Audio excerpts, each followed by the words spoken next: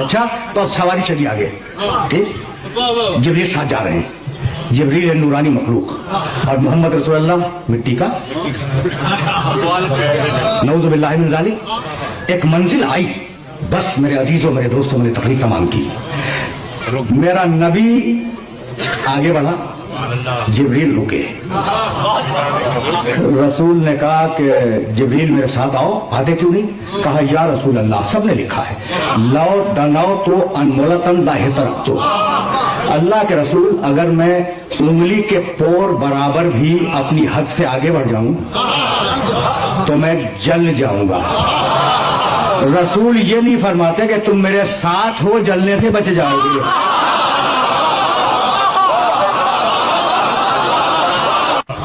یہ ہے خدا, محمد کا خدا. اور آگے بڑھے بھائی, سننا خدا کی قسم. تقریر رک گئی. پیغمبر کہتے ہیں 3 مرتبہ آواز آئی, عبدی انا وانت, میرے بندے اس مقام پر جا میں ہوں یا تو ہے, کوئی اور نہیں ہے. میں چپ چاپ سنتا رہا. ایک مرتبہ چوتھی آواز آئی, عبدی خلقت الخلق لاجلک, میرے بندے میں نے پوری کائنات پیدا کی ہے تیرے لیے.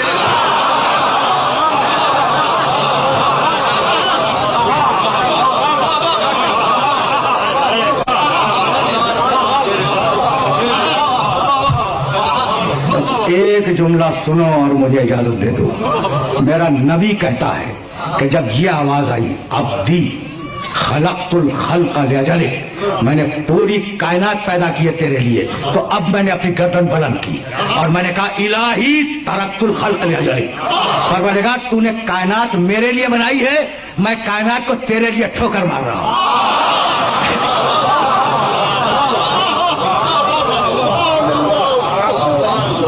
جملہ سن لیا تم نے, معراج میں میرے نبی کا جملہ تم نے سن لیا, ترکت الخلق لاجلک.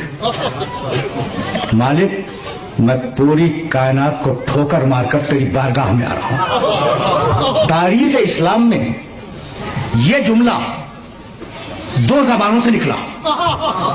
یا رسول نے معراج میں کہا یا حسین نے گلجنا سے گرنے کے بعد سجدے میں کہا.